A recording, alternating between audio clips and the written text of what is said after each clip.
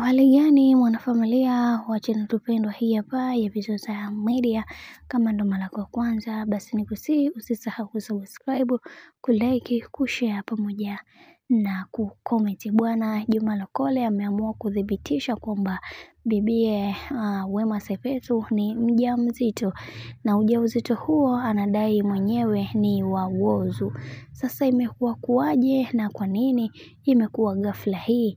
Juma Lokole anatupatia update za kila kitu ambacho kinachoendelea. Amedai kwamba siku ya Alhamis ambayo ilikuwa siku ya juzi, bibi huyu kwenye masuala mazima yake ya kampeni ndiko tatizo lilikoweza kuanzia.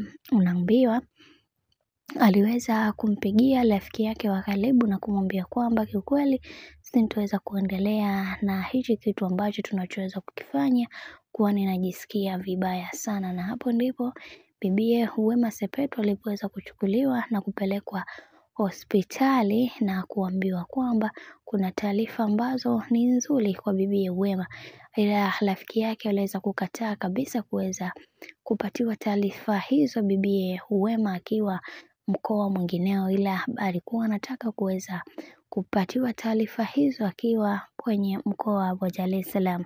Hivyo binti yule aliweza kuchukua nafasi ile ya kuweza kupatiwa majibu, kisha akapeleka majibu ya uongo kwa bibi Wema Sepetu na kumwambia kwamba kila kitu kiko sawa. Baada ya kufika Dar es Salaam sasa, yule rafiki akamwambia kwamba naomba twende hospitali, kwani daktari alidai kwamba afya yako haiko sawa na hawakupenda kuweza kukwambia wakati huko kule hospitali, kwani ungeweza kujisikia vibaya. Yani hapo anatumia kama ujanja wa kuweza kumpeleka bibie Wema Sepetu hospitalini ili aweze kupatiwa majibu yake kiuhalisia. Sasa alipopelekwa hospitalini bibie Wema Sepetu, ndipo hapo alipoweza kujua kwamba yeye ni mjamzito. Sasa leo hii bwana Juma Lokole ameamua kutudhibitishia kwamba bibie Wema Sepetu tayari yuko njiani kuweza kuitwa mama.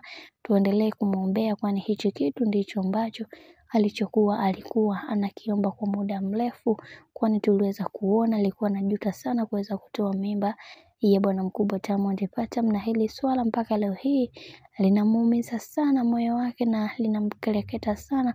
Huenda huu ujauzito ambao waliweza kupata huenda ukaja kufuta pengo lile ambalo lililotolewa na bwana mkubwa Diamond Platnumz.